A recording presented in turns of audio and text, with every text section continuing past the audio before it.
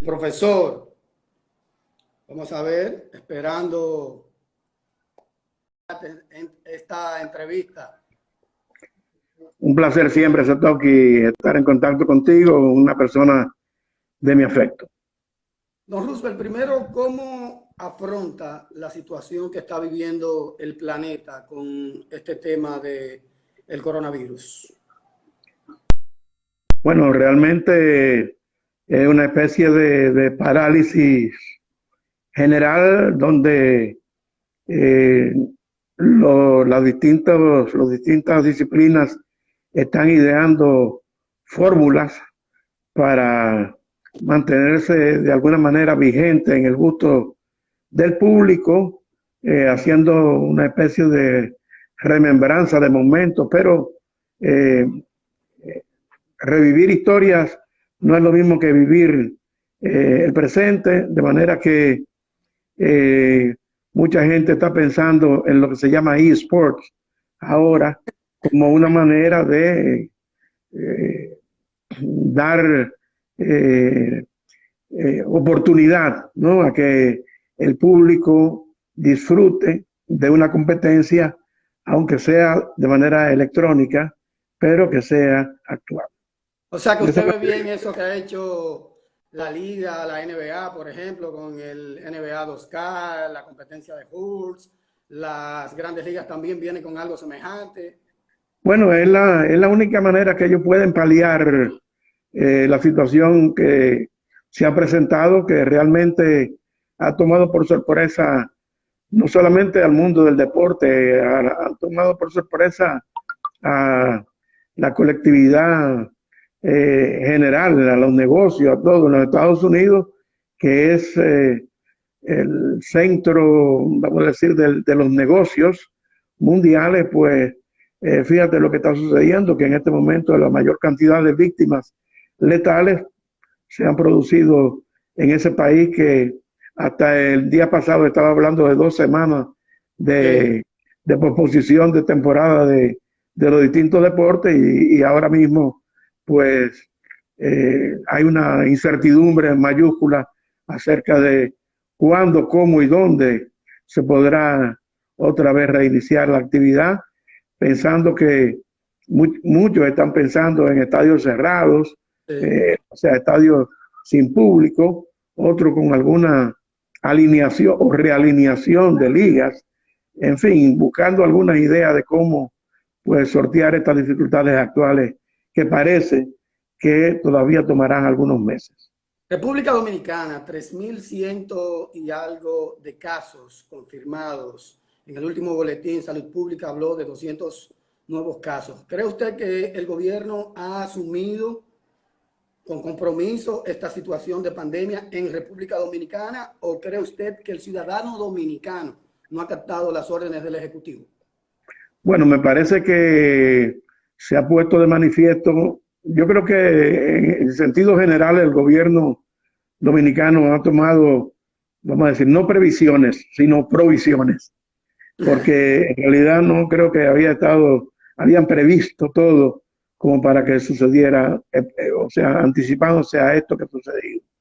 Han tomado las provisiones del lugar, pero una vez más se ha puesto de manifiesto la indisciplina y una, vamos a decir, manifestada en alguna rebeldía o renuencia de la población para acatar las instrucciones que hasta este momento no han llegado al extremo de la drasticidad, sino más bien al consejo. Yo creo que se amerita un endurecimiento de parte de la autoridad, a fin de que la gente comprenda que se está convirtiendo, estando en la calle y no aceptando el aislamiento social, se está convirtiendo en un vehículo de propagación de la enfermedad, y mientras más personas haya en la calle, más oportunidades hay de convertirse en un agente propagador del virus. Es como el que está bateando, si el que está bateando es que tiene la posibilidad de dar el hit. Si usted lo manda a esperar 4 bolas malas, lo más probable es que el pitch es más fácil que usted con la carabina al hombro espere que el pitcher le tire 4 bolas malas parado en el home, que usted hace ir a hacer swing y batear en 3 y 2. O sea Claro. que hay que verlo de esa manera. La gente, yo creo que la gente tiene que ser disciplinada y obediente en este caso o en estos casos, no solamente aquí, en otros países se está observando una obediencia a los decretos de los gobernantes y los resultados son, vamos a decir, menos traumáticos, menos drásticos. El Listín Diario, en su edición de hoy, su editorial precisamente habla de eso, de que el gobierno debe endurecer, porque lo que impera en este momento es eso. ¿Usted está de acuerdo entonces que sea, por ejemplo, un toque de queda 24 horas? Bueno, quizás 24 horas, no, yo diría que reducirlo a la mínima expresión para darle la oportunidad a la gente, a que la gente no tiene tampoco, vamos a decir, los medios para, para hacerse vamos a decir, del sustento, de la alimentación, pero quizás en este momento es de 6 de la mañana a 5 de la tarde. Yo diría que de esas 11 horas que hay actualmente, quizás reducirlas a 6, a la mitad. Maestro, sí. A ver cómo podemos, por lo menos, rebajar la cantidad y llegar a la curva que mucha gente piensa que puede ser el comienzo de un declive. Hablamos ya de la actualidad. Evidentemente, el coronavirus es el tema que impera en el planeta. República Dominicana no es la excepción. Cuéntenos de usted. Todo el mundo conoce a esa gran figura, a ese gran narrador, a ese gran escritor con una pluma exquisita, a ese gran maestro de ceremonia. Pero probablemente pocos conocen al humano, al hombre. Y eso fue básicamente lo que me motivó a hacer este tipo de conversatorio, ¿verdad? Con algunos colegas. Cuéntame de don Roosevelt Comorazami en su niñez, cuándo nace, dónde nace, cómo fue la niñez de don Roosevelt. Sí, bueno, yo nací en un barrio, vamos a decir, barrio humilde de San Pedro de Macorís, en el barrio de Villa Providencia. Hace el 26 de abril va a ser 72 años.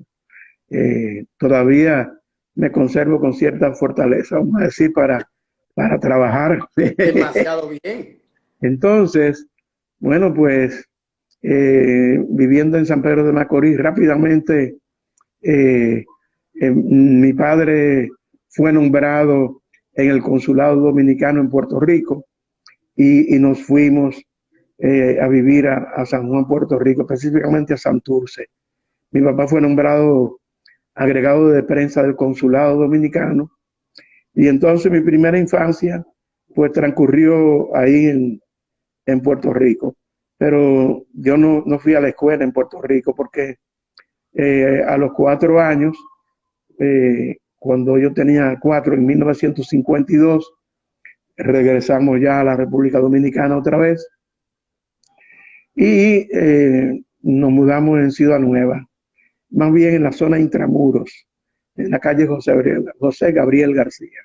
Y ahí asistí yo a una escuela que se llamaba el Colegio San José, una escuelita, esas escuelitas particulares que habían en las vecindades, en las barriadas, que uno tenía que llevar su propia sillita. Y entonces alrededor de una mesa, ahí fui educado yo hasta el tercer año de la primaria en el Colegio San José. Siempre fui desde niñito fui un estudiante que se ganaba siempre la medalla. De esa época yo recuerdo que tuve 2 compañeros que todavía hoy están sonando en el medio. Uno fue por muchos años el productor del show de mediodía, Augusto Guerrero. Augusto, sí. Sí, compañero mío en el Colegio San José. Y otro, el papá de Hugo Veras Goico. Fue mi compañero también en el colegio San José. Y de ahí salté yo al Colegio Santo Tomás, también muy cerca de mí, bajo la férrea, una férrea disciplina que había en el colegio, en ese colegio dirigido por el papá de Tomás Troncoso. Y Mucha gente, ahí usted conocí yo a Tomás jugó, Troncoso. sí, continúe, continúe. Ahí conocí yo a Tomás Troncoso cuando yo entré a los 8 años al quinto curso, porque yo no hice el cuarto, salté del tercero al quinto y entré al quinto curso en el Colegio Santo Tomás y ahí conocí a Tomás y a Chiqui, los dos hijos del señor Manolín Troncoso. Ok, usted jugó baloncesto en esa niñez, en esa infancia y jugó también béisbol. No, pelota. Sí, béisbol, sí, En, sí. en ese tiempo me gustaba jugar pelota y bueno, me gustaba la receptoría, yo quería hacer catcher. Yo hice una anécdota cuando me eligieron al Salón de la Fama. Sí, De, sí, de le, los fouls. le di el favor al carro de Trujillo, Sí, pero eso fue lo mucho recuerdo. después. Sí. Pero, pero yo supe que los Reyes no existían porque un vecino mío, todos pedimos, los vecinos de por ahí de donde yo vivía, jugamos en solares, yermos que había en esa época en Ciudad Trujillo. Entonces, yo pedí una mascota, otro pidió la pechera, otro amigo pidió la rodillera para el catcher. Y yo era aquí quien iba a usar, pues, esos equipos. Y entonces, uno de mis vecinos, yo entré a su casa y me enseñó, mucho antes del 24 de diciembre, me enseñó, mira las rodilleras donde están ahí ya. Y ahí, bueno, ahí se rompió mi inocencia de esa época. Do- Pero, do- do- pero yo jugué pelota en esa época, hasta los 12 años, más o menos, 12 o 13 años. Mire, Hasta la vieja. yo leí en ese momento el discurso y me Sí, recuerdo de esa anécdota de a correr fanáticos, me parece, sí, ¿verdad? Que sí, usted cuando vio esas 5 estrellas, el corredero. sí. Usted es famoso por eso en béisbol. Sí, bueno, Fue- fue- fue lo más grande. Bueno, yo creo que di un triple con la base llena en Don Bosco, en los Salesianos, pero fue con los ojos cerrados. Pero usted también jugó en el Quiqueya, usted dijo en ese discurso, Sí, dio 2 fouls solamente. Usted es conocido por dar 2 fouls y retirarse. sí, en el Quiqueya yo tenía ya todo, yo tenía mi mascota buena porque yo le recibía a mi hermano mayor, Ricardo, lo recibía en el Central Park en Nueva York.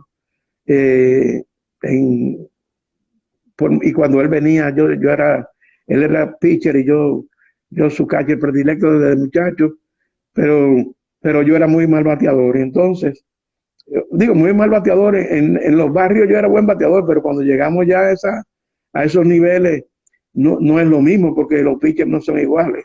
Entonces, llegué a jugar de un equipo que se llamaba Marítima Comercial y La Marítima. con ese equipo fue que di los dos foul fly, uno al catcher y el otro al primera base. Piña Ortiz jugaba del rodillo Búfalo o del tractor Folsom, eran de los jugadores del equipo contrario a mí. Y entonces, don Roosevelt, en baloncesto, usted se destacó porque usted fue a los 10º juegos en San Juan, Puerto Rico. Sí, Usted era un gran jugador de baloncesto. bueno, ya en baloncesto es otra cosa porque yo jugaba baloncesto desde los 12 años más o menos, en 1960. Yo tenía un amigo ya fallecido, ya que se llamaba eh, Víctor Garrido Sabiñón. Entonces, eh, el papá de él fue el que escribió Tradiciones Sureñas, don Badín Sí. Garrido. Entonces, él, él estaba en el colegio de La Salle y yo en el colegio, Luis Muñoz eh, Rivera.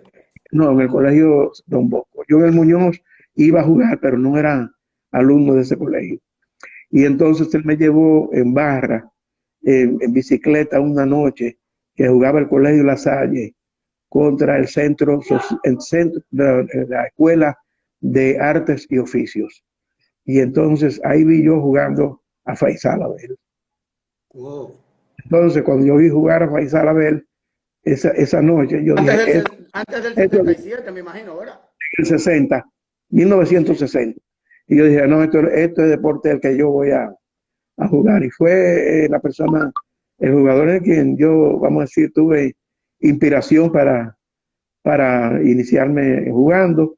Y rápidamente, bueno, practicando día y noche, clavamos un palo de luz frente a mi casa y jugando día y noche, día y noche, día y noche.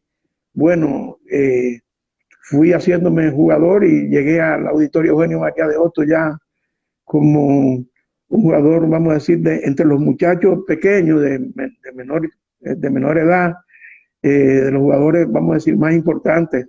Rápidamente Virgilio Travieso me apodó Mahogany por caoba. Entonces ahí mismo ya vino la caída de Trujillo y entonces formamos un club deportivo bajo la directriz de Huiche García Saleta y formamos el Club Deportivo Gascue. Se llamaba Club Olímpico Gascue. Después entonces le quitamos el Olímpico y se le puso Club Deportivo y así participé yo en mi primer torneo, vamos a decir, oficial, no intercolegial, sino oficial, de torneo ya de la calle, ¿no? De clubes. Jugué del Club Gascue, patrocinado por la ESO Standard Oil. Y entonces ya más o menos ya la gente comenzó a verme, me hice un jugador muy popular y cada vez que venía ya cualquier equipo que quería un refuerzo rápidamente me llamaba para que yo fuera pues a alimentar su escuadra. Y me hizo un jugador importante. Yo recuerdo que don Enrique Ripley Marín me veía jugando me decía 1966, como que ya en el 66 yo estaría listo para jugar en la selección nacional. Entonces vino la Revolución de Abril, porque yo jugué varios torneos, fui jugador más útil de su equipo, mejor anotador en los campeonatos juveniles, y entonces estalló la Revolución de Abril. Y entonces mi hermano Dani lo habían enviado a Puerto Rico a estudiar en el Colegio de Ingeniería y Artes Mecánicas de Mayagüez, y yo me fui a Mayagüez, asilado cuando estalló ya el conflicto que fue en la penetración de las fuerzas americanas los días 15 y 16 de mayo del 65. Y entonces yo había jugado del colegio, yo el último año mío de colegio lo jugué de La Salle en el basquetbol.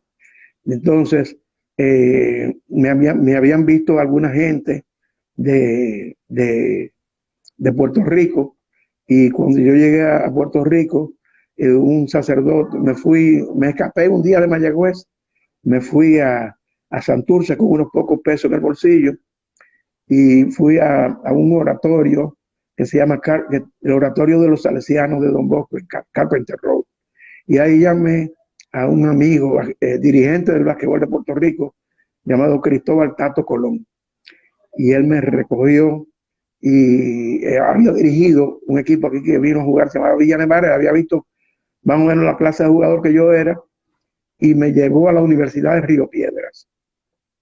En Puerto Rico. Cuando yo llegué a la Universidad de Río Piedras, allá el apoderado del equipo de baloncesto superior de baloncesto de los Cardenales era un personaje llamado José Garriga.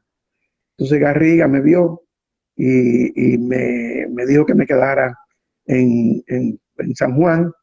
Me buscaron una pensión en Capetillo, uno de los barrios más peligrosos de ahí del área, pero me hospedaron en un barrio, en una casa de unos amigos del pueblo de Lares, que me vieron jugando y se quedaron muy admirados de mi juego. Y ahí estuve yo jugando con el equipo de los Cardenales de Río Piedras en la primera categoría antes del comienzo de la temporada. Cuando iba a comenzar la temporada, ya se anunció que el conflicto bélico dominicano se iba a firmar el acta de abril, del acta de la revolución, y entonces yo regresé a Santo Domingo, ya siendo un jugador bastante, bueno, muy formado, y jugué entonces ese año con el equipo Wichita, Club Wichita de baloncesto.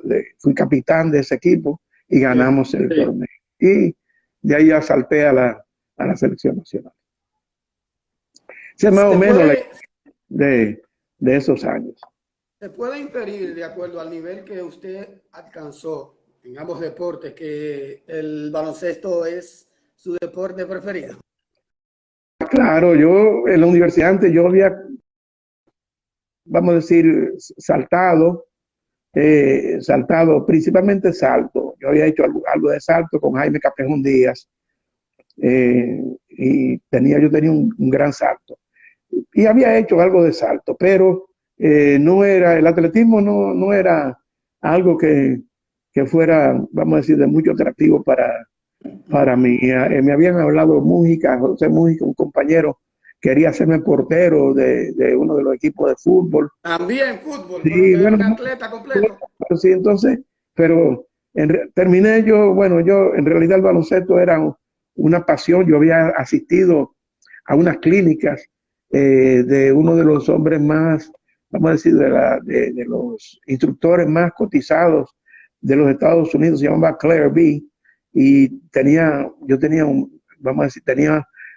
algunos libros que había visto yo de cómo jugar. Se llama el libro Basketball for Everyone. Y entonces yo, más bien era un jugador que teóricamente, no voy a decir que físicamente estaba, pero teóricamente estaba bastante más avanzado que algunos de mis compañeros. Antes de llegar al deporte, sus estudios universitarios, usted estudió Derecho, se graduó incluso. Sí. Y ejerció. Sí, yo me gradué en el Colegio de La Salle de bachiller en Filosofía y Letras. Jesús de la Rosa fue mi profesor, que todavía está en la UAS, fue vicerrector académico, llegó a ser vicerrector académico. Creo que llegó a ser el rector Jesús también. Fue mi profesor en cuarto año en La Salle, pero fui educado básicamente por los salesianos. Yo me siento más salesiano que vamos a decir, que la Sayita, porque yo solamente estuve ese año en La Salle, aunque tengo grandes amigos tanto en los salesianos como en La Salle. Pero de ahí yo ingresé directamente a la facultad. No pasé por el Q o el CUEC, como se llamaba en esa época. El colegio. Sí, el colegio, nació como CUEC, Centro Universitario de Estudios Generales, y después se cambió para Q. No, yo en la Facultad de Derecho no pasó por el Q, principalmente por las matemáticas. No se requería tanto estudio, no se requería estudio matemático, y eran principalmente la falencia del dominicano, del estudiante dominicano, que todavía 36, 20 y 22 son 58 años, todavía son 48 desde el 64 son 36, y lo que va a ser, bueno, imagínate, son más de 50 años, todavía seguimos siendo flojos en matemáticas.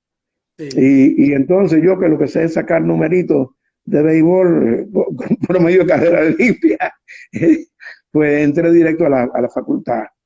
Y tuve profesores realmente que como Julio César Cataño de Payá, Yotin Curi, wow. Ramón Pina Acevedo, fueron profesores que pasé por las manos de ellos. Rafael Alburquerque, que fue vicepresidente de la República. Todos ellos fueron profesores míos, que también bueno, y ellos todavía Rafaelito está vivo, y me recuerda con mucho cariño la época en que fui, vamos a decir, alumno suyo en la universidad. Y me gradué con honores, con un laudo académico, e ingresé a un bufete muy prestigioso de San Pedro de Macorís, el bufete de Federico Nina, hijo, y Quirico Elpidio Pérez. Quirico llegó a ser presidente de la Liga Dominicana de Béisbol, y Federico Nina llegó a ser presidente de las Estrellas Orientales cuando ganaron el campeonato del 36. Entonces entré a un bufete donde se hablaba mucho de béisbol también, no solamente de derecho, dos luminarios del derecho, pero también el béisbol era también el pan nuestro de cada día, en los momentos libres, en los momentos de ocio, de recordar a Tetelo Vargas, en ese campeonato de 1936, yo sentarme a escuchar las historias de que ellos hacían y compartir con ellos la pelota de esos años fue muy bueno para mí. Al extremo, yo duré muchos años pues ejerciendo principalmente en materia laboral. 10 años, me parece, ¿no? Según ley. Unos 10 años.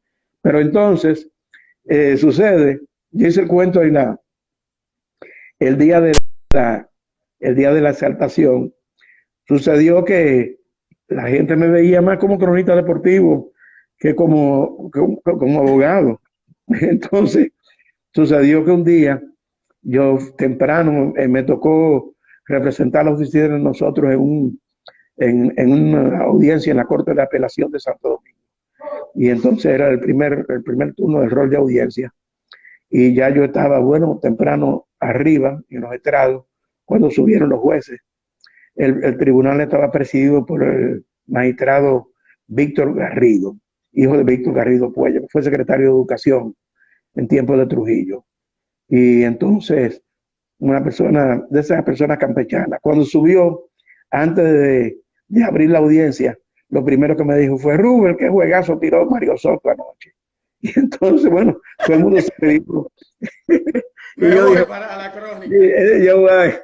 Si los jueces me están viendo a mí como cronista deportivo, esto no está bien. Y entonces, bueno, fueron de las cosas que me impulsaron a mí a abrazar de una manera pues más directa, o no dividir el tiempo entre el periódico nacional y estar asistiendo a audiencias de un lado para otro. Así es que finalmente un día hablé con mi papá y hablé con Federico Nina, le manifesté pues cuál era mi predilección, y en mi casa pues lo aceptaron y gracias a Dios no he hecho fortuna en la profesión, pero he hecho lo que a mí más me gusta. Y la pelota me apasiona, el basquetbol lo vivo, me gusta ver un basquetbol bien jugado. Bueno, tuvimos oportunidad de trabajar juntos 2 temporadas ahí con los Titanes, y más o menos una o dos. Y Sí, tuviste que, no, sí, tuviste como a mí me gusta, pues me gusta hacer mis cosas ordenadamente, trabajar y vivir el juego con un ojo crítico. Yo tuve el Y honor de compartir, obviamente, set con usted en la cadena de los Titanes sí, hace un par de años. sí, Sí. tengo una foto del Pero concepto, estamos Billy tú y yo. sí, Sí, mi pregunta, ¿usted siempre ha sido así tan organizado, tan metódico, tan programado? Porque usted, a pesar de que estaba fuera de baloncesto, regresó al baloncesto con los Titanes, pero sí. tenía un dominio fuera de serie de lo que estaba sucediendo, obviamente, dentro de la liga y ni hablar del juego. Yo recuerdo que usted llevaba 5 hojas y de hecho me daba un par de hojas. En béisbol, usted hace eso también, usted estudia todos los días antes de una transmisión. Bueno, me gusta principalmente Satoshi, como yo transmito con los Tigres del Licey, la cadena está muy saturada de anuncios. En realidad hay poco tiempo para uno intervenir, hacer muchos comentarios. Principalmente me gusta tener scouting report de los pitchers, y uno de los boletines más completos de, de la Liga Dominicana es el que hacía Alexander Gómez con los Tigres del Licey. De manera que yo temprano ya tenía mucha información. Me gusta ir informado, inclusive trabajando en la pelota de Grandes Ligas, cuando me ha tocado transmitir en Grandes Ligas, siempre mis game notes, yo he ido armado de esa clase de información que enriquece indudablemente las transmisiones. Pero Eh, en todos los deportes siempre me ha gustado anotarme. Si yo voy a una pelea de boxeo, me gusta anotar la pelea round por round, para yo tener al final de la pelea, si son 10 rounds, saber decir yo para mí quién ganó. Me gusta anotar el voleibol para saber cuál fue el turning point de un set, o cuántos bloqueos hubo en ese momento, quién fue la mejor bloqueadora. Me gusta ir nutrido y nutrir al público de alguna información. En el béisbol dominicano, desafortunadamente, no se puede hacer muchas cosas porque el sistema de transmisión no lo permite. Mire, don Roosevelt, si yo le menciono el día 10 de noviembre de 2019, ¿qué es lo primero que le llega a la mente? El 10 de diciembre de 2000. No, 10 de noviembre de 2019. El día 10 de noviembre de 2019. ¿Qué es lo primero que le llega a la mente? Con su edecán ahí. Ah, sí, sí, sí. Bueno, es que la memoria de nosotros, las personas de alguna edad, prácticamente están grabadas en el disco duro de atrás, y algunas fechas recientes no se retienen tanto. Sí, claro, oye, es que me hubiera dicho el domingo. Sí, sí, domingo. Sí, Me faltó el domingo. sí. Bueno, la, la exaltación al pabellón de la fama del deporte dominicano realmente es como una coronación de una carrera larga y de mucho trabajo, no de mucho sacrificio, sino de mucho trabajo, porque yo nunca le he visto el trabajo como un sacrificio, sino como un entretenimiento. Pero cuando Dionisio Guzmán me llamó un mes durante los Juegos de Lima para darme la información y que la mantuviera, vamos a decir, para mi consumo y el de mi familia, pues yo solamente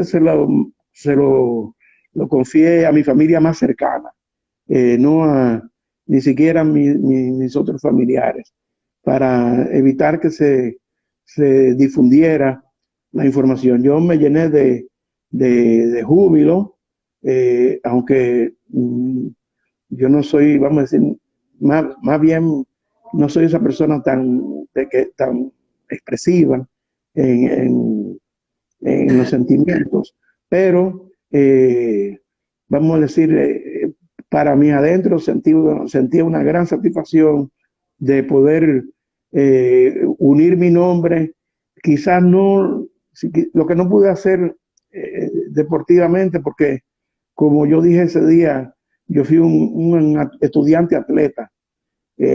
Tan pronto terminé yo la universidad, yo de una vez dejé de jugar, Sí. solamente jugué recreativamente.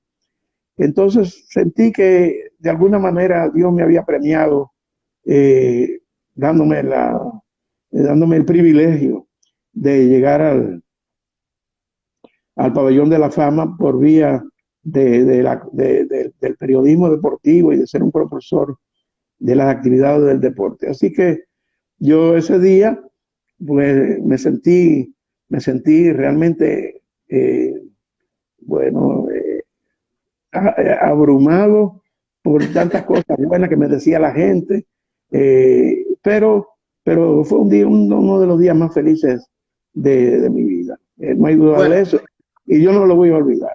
don Roosevelt, mira, hay mucha gente que me está haciendo preguntas. Yo tenía por lo menos contemplado usar los últimos 15 minutos para eso, pero yo no quisiera comenzar el segmento de preguntas y respuestas con el público de dejar de preguntar. Don Tomás Troncoso, que vive, gracias a Dios, fue el último en ingresar, o el más reciente antes de usted en ingresar al Salón de la Fama, del deporte dominicano. Pero ha habido otros, ¿verdad? Fidencio Garris, Max Reynoso, Billy Berroa, que en paz descanse también. Otra figura. ¿Usted cree que en estos tiempos todavía quedan muchas figuras que merecen entrar al Olimpo de los Inmortales?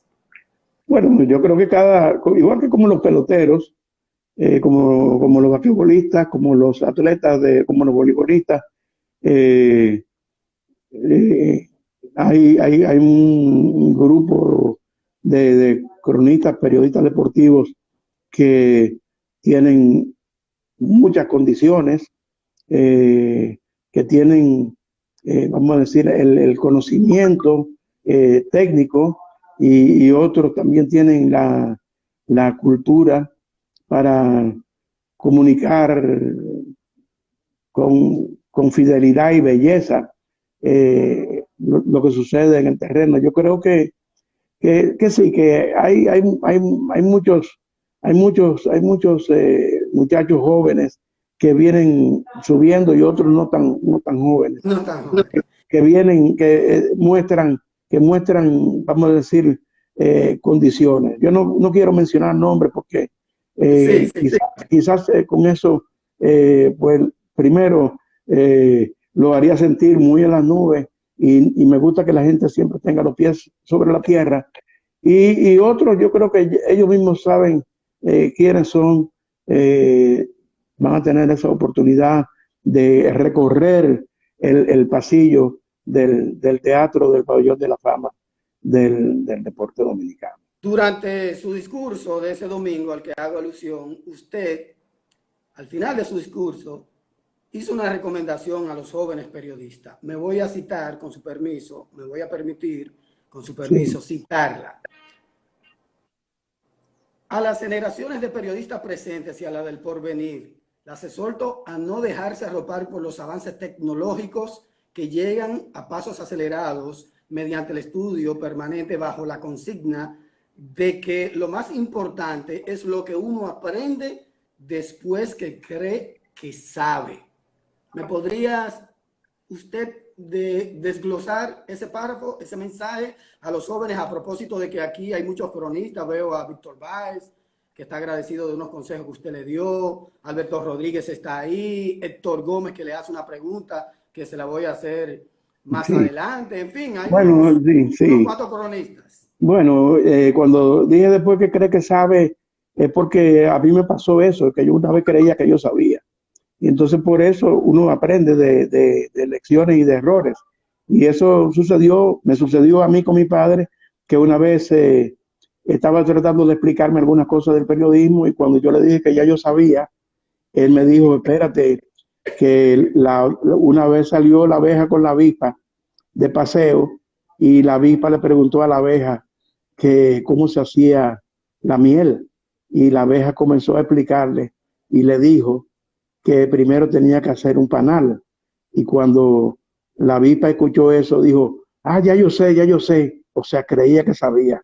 Y entonces la abeja le dijo, bueno, pues si usted cree que sabe, pues entonces no le sigo explicando. Y por eso la avispa solamente hace el panal, entonces no hace miel, porque no escuchó, creyó que sabía. Entonces uno debe siempre saber que uno no sabe. Entonces, sí. Hay que seguir estudiando. En una entrevista, yo recuerdo, yo leí también para la fecha del Listín Diario, que usted decía como que usted lo que fue un estudioso que nunca se paró de estudiar. Eso es así, sí, ¿verdad? Y yo le pregunto, ¿cuántos libros más o menos usted se ha leído? Bueno, en mi casa Satoki, en mi casa había una biblioteca que fue donada a Intec por mi papá, que fue una biblioteca de 5.000 volúmenes. Y no voy a decir que soy una enciclopedia andante, pero desde muy pequeño. 5.000 volúmenes. No, la biblioteca. Sí. Y entonces, pues yo siempre desde muy pequeño me dediqué a la lectura, desde muy pequeño a cualquier tipo de lectura. Mi papá me decía, léete los muñequitos. Y entonces cuando él subía los escalones de la casa de nosotros, siempre quería verme con un libro en las manos, a mi hermano y a mí. Yo siempre, todavía me gusta leer biografías, y ya prácticamente leo muchas cosas del deporte, porque es lo que yo en esta etapa de mi vida estoy leyendo, pero soy un lector que leo los libros varias veces, igual que veo películas varias veces. Yo he visto Casablanca, bueno, no me acuerdo cuántas. ¿Cuál es su película favorita esa? Casablanca, con Humphrey Bogart. y Herbert. Ok, Y, digo, Héctor, ¿cómo se llama?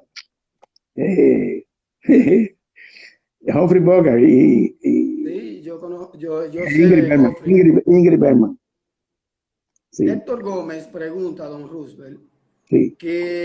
¿cuál es su valoración de la presente generación de cronistas deportivos de República Dominicana? Yo creo que en este momento hay muchos cronistas que tienen un conocimiento muy elevado del aspecto técnico del juego. Principalmente el béisbol lo podemos sacar a un lado porque en el béisbol todos somos técnicos y todos creemos que sabemos béisbol. Eh, pero podemos decir en el baloncesto y en el fútbol, que es un deporte creciente en nuestro país, yo veo que hay una pléyade de cronistas deportivos que tienen muy buenos conocimientos y que fácilmente pues, pueden penetrar en el ambiente internacional y caer con los dos pies parados. Yo, por ejemplo, voy a decir, un narrador como Jorge Allen Bauer en el fútbol, para mí, es uno de los muchachos que yo considero que tiene en este momento mayor, vamos a decir, eh, Nivel, mayor nivel. y por nivel de conocimiento técnico del juego. Bueno, él ha sido entrenador de selecciones nacionales. Vamos a decir, es de la gente que yo veo que tiene de los nuevos esas condiciones. Damaso García también lo veo entre esos muchachos que tienen ese nivel. Y en el baloncesto también, eh, pues hay mucho, bueno, hay mucho más, porque el baloncesto es un deporte que aquí se practica mucho más que cualquier otro deporte a nivel escolar. Yo veo mucha gente, mucha gente de buen nivel en algunas de las disciplinas. En otros yo veo mucha gente que son bastante empíricos y que necesitan pulir un poco esos conocimientos y ese ímpetu para convertirse en verdaderos comunicadores.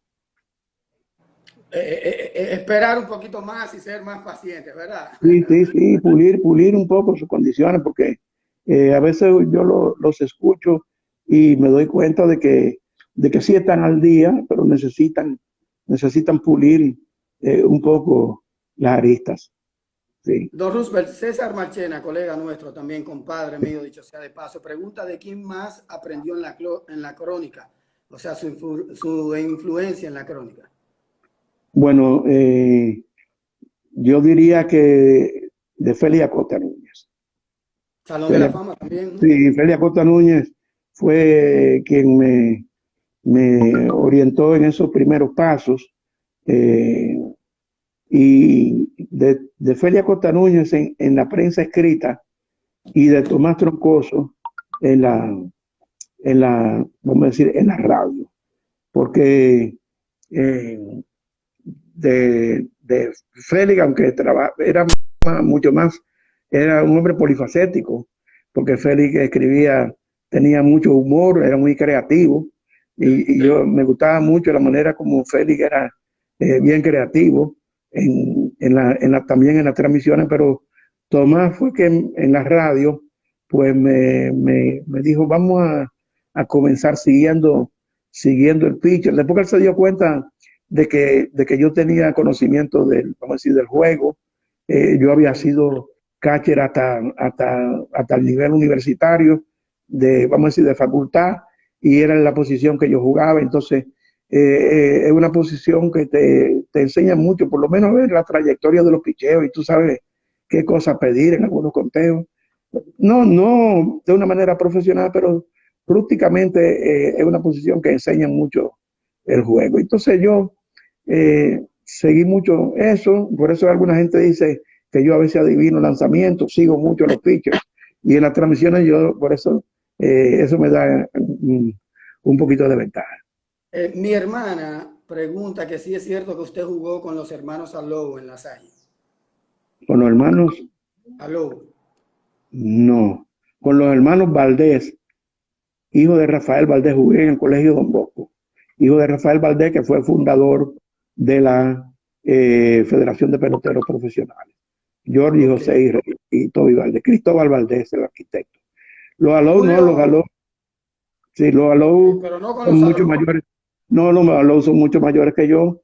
El menor de los Alou, Juan, que vive en Puerto Rico, estudió con mi hermano en Mayagüez, ingeniero. Ellos son un poquito mayores que yo. Mira, Julio Santana hace una pregunta muy importante. De los eventos o acontecimientos que usted ha narrado, ¿cuál es el de mayor importancia para usted? ¿Cuál es el acontecimiento que se le ha quedado a usted? Eh, bueno, la medalla de oro de Félix Sánchez en Atenas, esos 47 segundos y los que le precedieron, para mí son imborrables, sobre todo cuando él se quedó un poquito atrás después de la quinta valla, que volvió a recuperar el ritmo y la manera como él terminó la carrera en Grecia, pues ese es un momento realmente que todavía yo cierro los ojos y veo a Félix darnos ese beneficio o esa alegría. Yo había visto a Félix correr en el año 1999 en Winnipeg, Canadá, y, y después lo había visto correr en la Copa del Mundo en el año 2013 en Madrid. Fui pagando en el periódico que yo trabajo todavía. No creían en eso de atletismo. Yo fui y me pagué mi pasaje y fui a la Copa del Mundo a ver a Félix Sánchez correr en Madrid, en, en el estadio La Peineta. Y cuando Félix me vio allá, ya tú sabes, se volvió loco pensando que estaba un dominicano siguiéndole en su carrera. Y yo creo que O ese es el sea, momento. El momento es, para mí, ese, la medalla de oro. lo de Félix Sánchez. Sí. Ok. He Consejo, transmitido bueno, ya muchos usted triunfos dio en Licey, básicamente. pero no triunfos como ese, que han trascendido en el nivel de ocupar al país entero, porque a ver se ha ido la... No, no, estoy aquí. Parece que cambié la Ajá, cámara, no se preocupe. ajá. Bueno, Cambié la cámara, vamos a ver, aquí. sí, Si quiere, bueno. Eh, ese es un evento que se marcó en mi memoria de manera indeleble, porque un atleta dominicano, pasar por lo que le pasó a Félix, pues no hay duda de que fue algo realmente grandioso para mí. Después, pues el nombramiento mío, ya periodísticamente, el hecho de que me nombraran director de prensa para el voleibol de los Juegos Olímpicos de Londres 2012 y después que participara en el equipo del Juego Olímpico de Río de Janeiro en el voleibol fueron, vamos a decir, situaciones y momentos que para mí, que ya entro en una edad, vamos a decir, avanzada, pues significan algo para coronar una carrera, que tú termines en los Juegos Olímpicos. Yo creo que todo el mundo aspira a llegar a los Juegos Olímpicos y que tú llegues como periodista dirigiendo una actividad de prensa a unos Juegos Olímpicos es una buena manera, es una manera, vamos a decir, inolvidable de terminar una carrera. Pero el periodismo deportivo me ha brindado, sobre todo el voleibol, la oportunidad de viajar por todo el mundo. ¿Quién me iba a decir a mí que yo iba a ir a cubrir un evento en las Islas Filipinas? O que yo iba a estar sentado con los jeques de Qatar, compartiendo un almuerzo en el club de yates de Qatar. A ese Cosas, nivel, son a ese cosas, nivel. sí, esas son cosas que realmente yo nunca las podía soñar siendo cronista deportivo en el palco de prensa del Quiqueya. Don Roosevelt, el tiempo obviamente no me va a dar, una hora no me va a dar. Usted, demasiada información, muchas preguntas. Yo le voy a hacer una pregunta, luego voy a tumbar la transmisión para que Instagram nos regale pues otra hora más. Y después de ahí, 20 minutos es lo que le voy a robar después de que tumbe la transmisión, porque usted tiene muchas anécdotas y todavía no hemos entrado ni siquiera al béisbol. Entonces, antes de la pausa, como quien dice, antes de la pausa, don Roosevelt, ¿cuál es el atleta o deportista que más le ha impresionado durante su carrera periodística?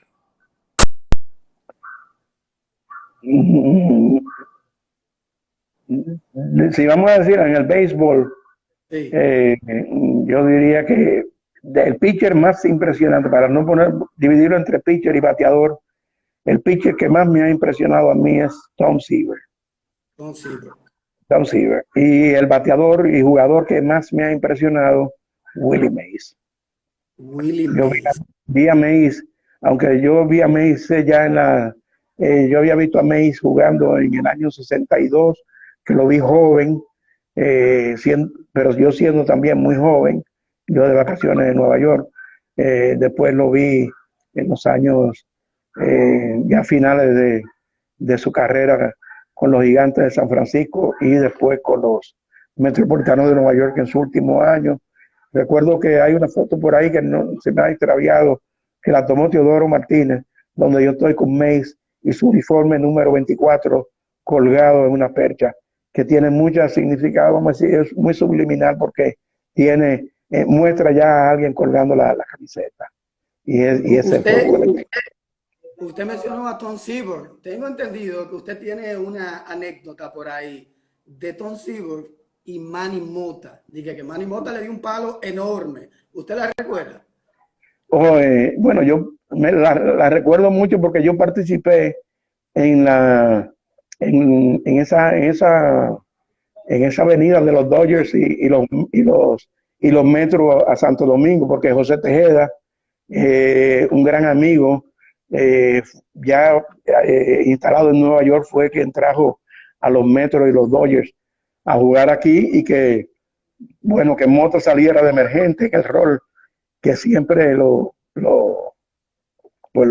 acompañó, de conectar ese jonrón por encima de los 383, pues no hay duda de que fue algo increíble. También necesito cargar un poco el teléfono para que no se me vaya a apagar. Sí, pero yo buscaré la forma aquí de cargar. Falta lo más interesante, porque en la pelota de invierno siempre hay controversia. Nos quedan 5 minutos antes de que Instagram tumbe. Sí. Gelo Dillonné, ¿qué tan grande fue en esta pelota? Bueno, Gelo Dillonné fue tan grande que fue temido. Y yo creo que eso es a lo más que puede llegar un jugador después de ser admirado, ser temido. Y Gelo Dillonné alcanzó ese estadio de ser un jugador temido. Temido porque déjame. No se preocupe. Fue un jugador temido en el terreno de juego por sus condiciones como robador de base, como jugador excitante, que pudo con sus piernas, yo diría, compensar, vamos a decir, el brazo por debajo del promedio que tuvo como jugador, como defensor del outfield, porque él fue un gran filiador, pero un jugador con poco brazo. En el béisbol moderno no habría problema con él, porque ahora mismo el béisbol se mira de otra manera y vemos cuántos jardineros centrales hay hoy que tienen muy poco brazo, porque ahora mismo se juega el béisbol de otra manera, y los shifting que hay, pues no hay duda de que la colocación de los outfielders pues permite a algunos jugadores aplacar un poco, paliar, esconder un poco esas deficiencias. Pero yo diría que Dillonné fue temido y admirado. Una combinación difícil esa, ¿eh? Muy difícil, pero eso se lo ganó él con su juego. Se lo ganó con su juego como jugador abridor, bateador abridor de las Águilas Ibaeñas. Temido en el Licey. Ok,